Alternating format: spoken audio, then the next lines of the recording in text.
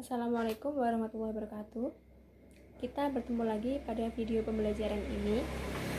Video yang sebelumnya kita sudah membahas dan mempelajari terkait materi kaidah pencacaan, dan untuk video kali ini kita akan membahas terkait materi peluang. Untuk lebih jelasnya, kita langsung masuk saja pada video pembelajarannya.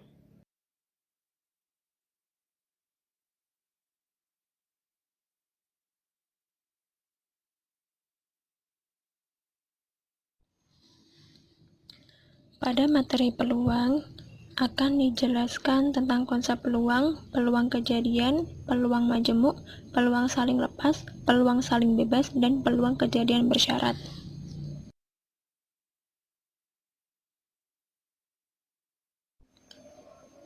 Materi pertama yaitu konsep peluang. Pengertian dari peluang adalah kemungkinan yang mungkin terjadi atau muncul dari suatu peristiwa. Untuk contoh dari peluang sendiri, kita ambil dari kehidupan sehari-hari, yaitu saat kita melempar koin dan dadu. Misalnya, ketika kita melakukan percobaan melambungkan sebuah koin, kita amati dalam koin terdapat dua sisi yang berbeda, yaitu nominal angkanya dan gambar. Nah, saat kita melambungkan satu koin tersebut, hasil-hasil yang akan muncul adalah bagian gambar atau muncul bagian angkanya.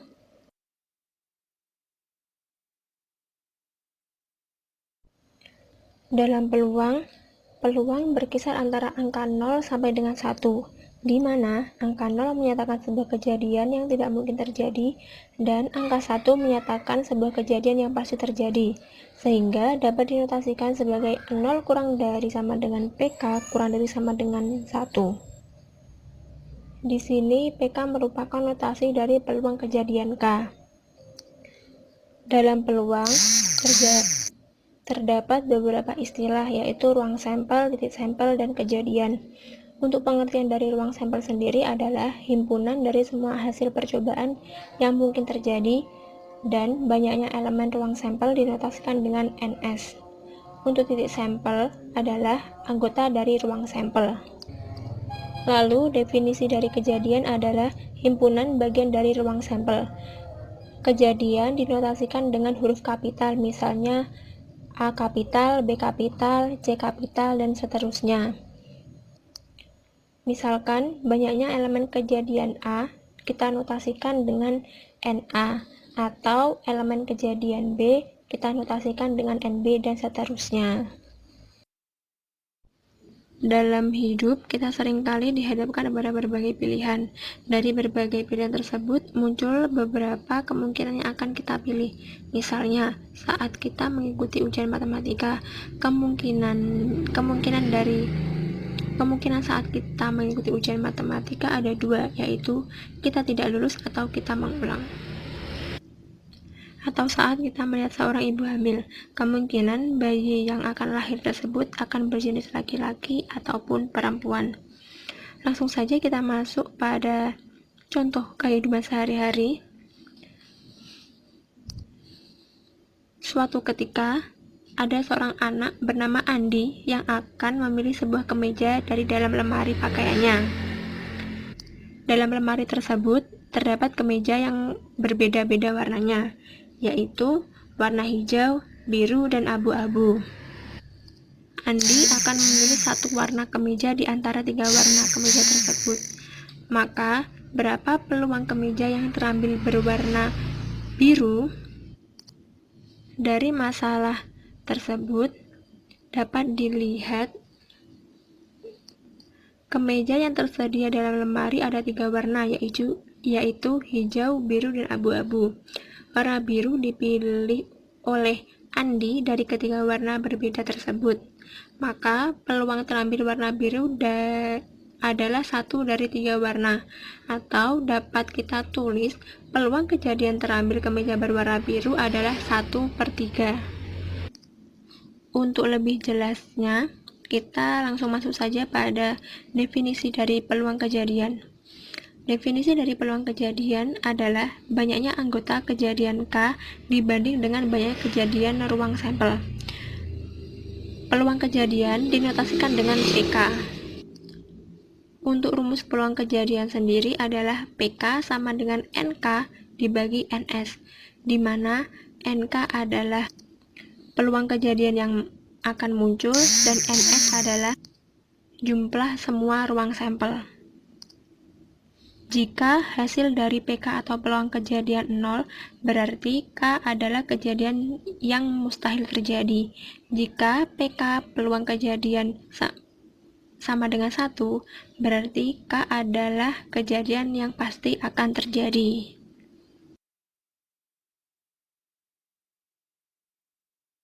Untuk lebih jelasnya, kita masuk pada contoh soal. Pada pelemparan sebuah dadu, tentukan A. Peluang muncul mata dadu berangka ganjil, dan B. Peluang muncul mata dadu berangka kurang dari 3. Pada pelemparan sebuah dadu, ruang sampel yang akan muncul adalah angka 1, dadu 1, 2, 3, 4, 5, dan 6, sehingga NS atau ruang sampelnya adalah 6. Penyelesaian dari soal yang A, peluang muncul mata dadu berangka ganjil. Pada dadu terdapat angka ganjil yaitu 1, 3, dan 5. Kita misalkan peluang muncul mata dadu berangka ganjil adalah A, sehingga NA sama dengan 3. Peluang A adalah PA sama dengan NA dibagi NS sama dengan NA-nya adalah 3, NS-nya adalah 6, sehingga hasilnya adalah 1/2. Untuk soal B, peluang muncul mata dadu berangka kurang dari 3. Pada mata dadu, angka yang kurang dari 3 adalah 2, yaitu 1 dan 2. Kita misalkan kejadian yang muncul mata dadu berangka kurang dari 3 adalah B, sehingga NB-nya adalah 2.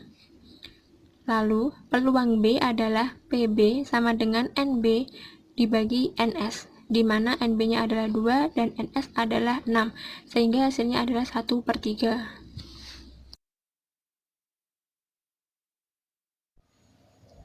Materi selanjutnya adalah frekuensi harapan. Pengertian dari frekuensi harapan adalah harapan banyaknya kejadian yang dapat terjadi dari banyaknya percobaan yang dilakukan. Misalkan, jika ada A adalah suatu kejadian dan PA adalah peluang terjadinya A, maka besarnya frekuensi harapan kejadian A dalam N kali percobaan dirumuskan frekuensi harapan dari A sama dengan PA dikali N.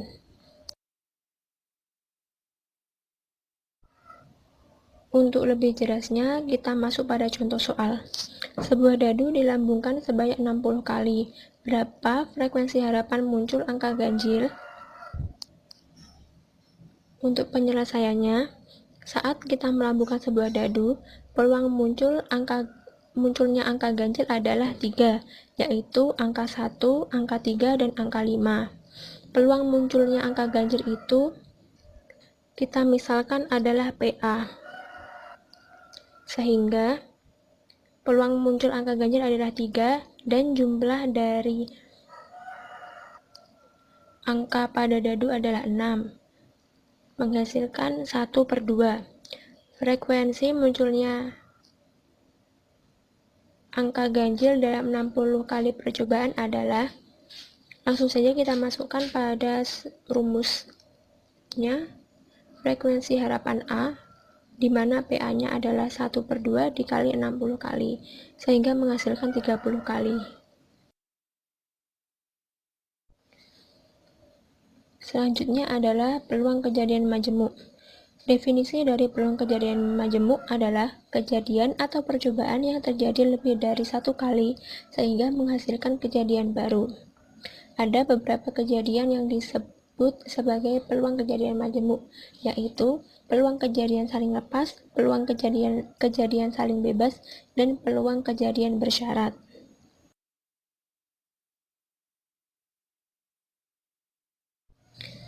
Yang pertama adalah peluang kejadian saling lepas. Sebuah dua kejadian A dan B dikatakan saling lepas jika dua kejadian tersebut tidak dapat terjadi secara bersamaan, atau dengan kata lain, tidak saling terkait atau tidak mempunyai irisan. Maka berlaku rumus P kurung buka A gabungan B kurung tutup sama dengan P kurung buka A kurung tutup ditambah P kurung buka tutup B. Untuk contohnya, dua buah dadu dilambungkan secara bersamaan. Berapa peluang muncul angka berjumlah 4 atau 10? Pada pengetosan dua buah dadu bersamaan, hasil yang akan muncul kemungkinan adalah 36, sehingga NS atau ruang sampelnya adalah 36. Kita misalkan A adalah muncul angka berjumlah 4. Pada dua buah dadu yang dilambungkan secara bersamaan, muncul angka yang berjumlah 4 adalah 1, 1, 3, 2, 2, 3, 1. Sehingga NA sama dengan 3. Untuk kejadian B, muncul angka berjumlah 10. Maka B adalah 4, 6, 5, 5, 6, 4. Sehingga NB-nya adalah 3. Pada kejadian A dan B tidak memiliki satu elemen yang sama, sehingga dapat dikatakan A dan B saling lepas. Maka peluang gabungan A dan B adalah NA dibagi NS ditambah NB dibagi NS. NA adalah 3, NS-nya 36 ditambah NB adalah 3 dibagi NS adalah 36, sehingga menghasilkan 1/6.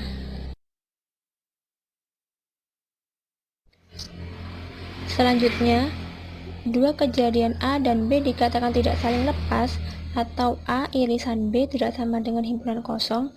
Berlaku rumus PA gabungan B sama dengan PA ditambah PB dikurangi PA irisan B. Untuk lebih jelasnya, kita masuk pada contoh. Sebuah kartu diambil secara acak dari satu set kartu bridge. Tentukan peluang yang terambil adalah kartu intan atau kartu as. Dalam satu set kartu bridge terdapat 52 kartu yang berbeda, sehingga ruang sampel atau NS-nya adalah 52. Pada kartu bridge terdapat 4 gambar yang berbeda, yaitu skop, intan, hati, dan keriting.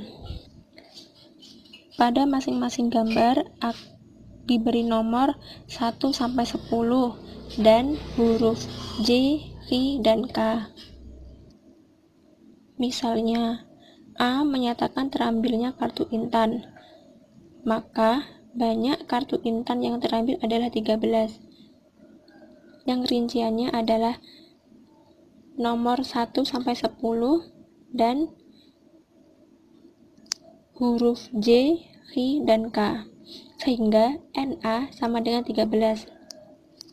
Dan B dinyatakan terambil kartu as.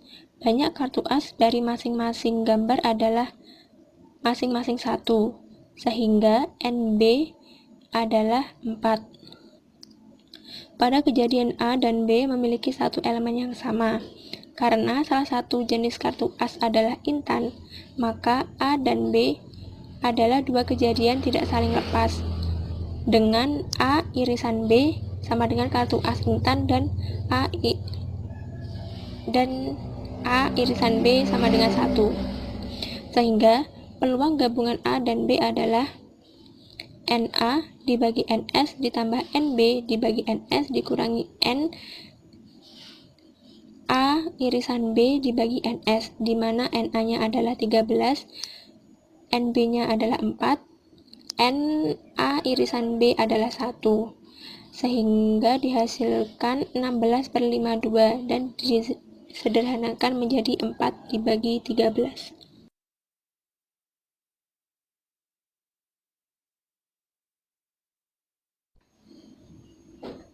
Selanjutnya adalah peluang saling bebas. Definisi dari peluang kejadian saling bebas adalah dua kejadian dikatakan saling bebas jika munculnya kejadian pertama tidak mempengaruhi dan tidak bergantung pada peluang munculnya kejadian kedua.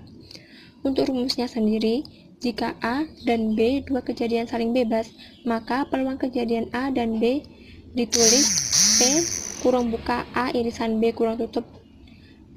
Maka rumusnya PA irisan B sama dengan PA dikali PB.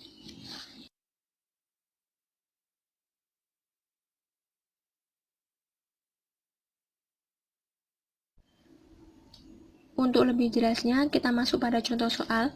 Dalam sebuah tas sekolah terdapat 6 buku matematika dan 8 buku kimia. 2 buku diambil secara acak dari dalam tas satu persatu. Jika buku pertama yang diambil dimasukkan kembali ke dalam tas sebelum buku kedua diambil, berapa peluang yang terambil? A. Buku pertama matematika dan buku kedua kimia. B. Buku pertama kimia dan buku kedua kimia. Untuk penyelesaiannya, di dalam sebuah tas berisi 14 buku, di mana masing-masing 6 buku matematika dan 8 buku kimia, sehingga NS atau ruang sampelnya adalah 14.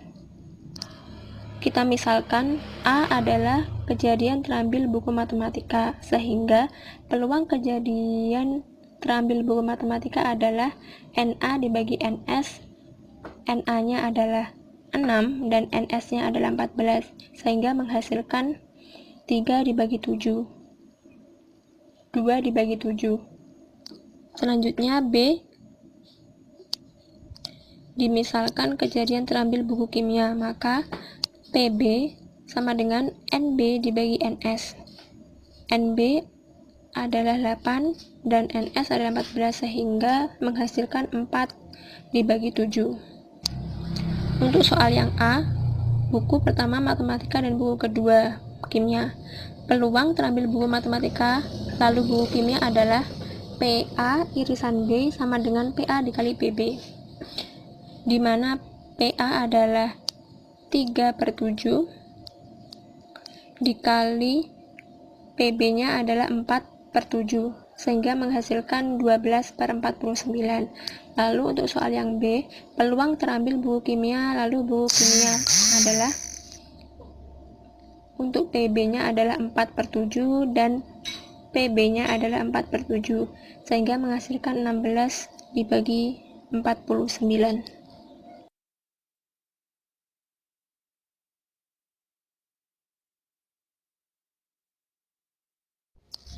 Peluang kejadian bersyarat. Pengertian dari peluang kejadian bersyarat: dua kejadian dikatakan bersyarat jika dua atau lebih kejadian tersebut saling bergantung dan mempengaruhi satu sama lain. Untuk rumusnya, peluang kejadian B terjadi setelah kejadian A terjadi, maka peluang B disebut dengan peluang bersyarat, yang dinotasikan dengan PB mutlak A. Rumus dari peluang kejadian bersyarat adalah P kurung buka A irisan B kurung tutup sama dengan PA dikali P kurung buka B mutlak A kurung tutup.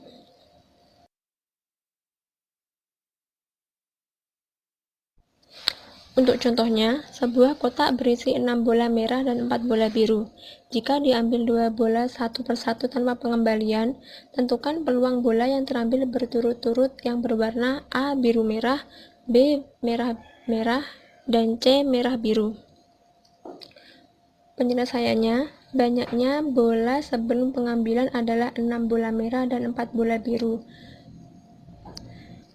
Kita hanya perlu menambahkan jumlah dari bola merah dan bola biru sehingga menghasilkan jumlah 10 bola. Untuk soal yang A, pada pengambilan pertama terambil bola biru. Dalam 10 bola tersebut tersedia 4 bola biru, sehingga peluang terambil bola biru atau PB adalah 4 dibagi 10 atau 10/5. Banyaknya bola sebelum pengambilan kedua adalah 6 bola merah dan 3 bola biru, maka dijumlahkan menjadi 9 bola. peluang terambil bola merah dengan syarat bola biru telah terambil pada pengambilan pertama. Kita tulis PM mutlak 6 mutlak B adalah 6 dibagi 9 menghasilkan 2/3. Jadi peluang terambil berturut-turut bola berwarna biru merah adalah PB irisan M sama dengan PB dikali PM mutlak B, di mana PB adalah 2/5 dan PM mutlak B adalah 2/3, sehingga menghasilkan 4/15.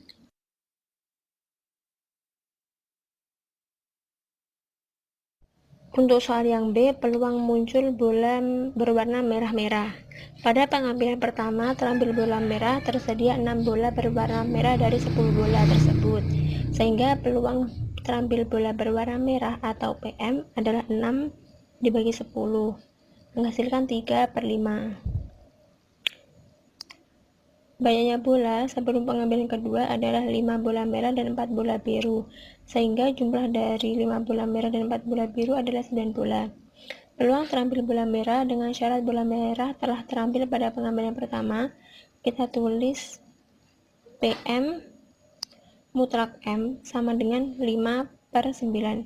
Jadi peluang terambil berturut-turut bola berwarna merah adalah PM irisan M sama dengan PM dikali PM mutlak M, di mana PM adalah 3/5, PM mutlak M dikali PM mutlak M adalah 5/9, sama dengan 15/45, dan menghasilkan 1/3.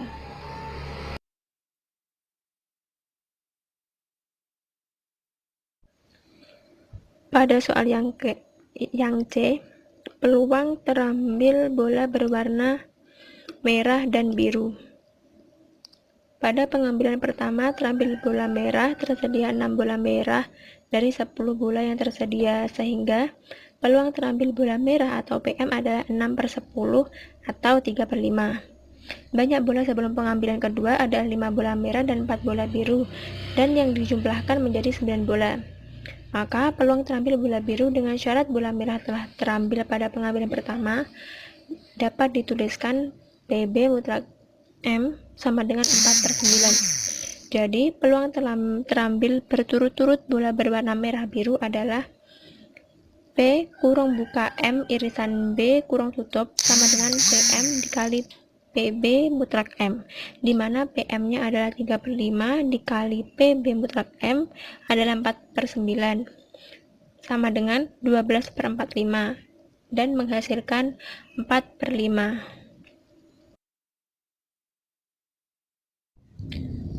Sekian video pembelajaran dari saya hari ini. Bila ada kurang lebihnya, mohon maaf. Semoga bermanfaat untuk kalian semua. Terima kasih. Wassalamualaikum warahmatullahi wabarakatuh.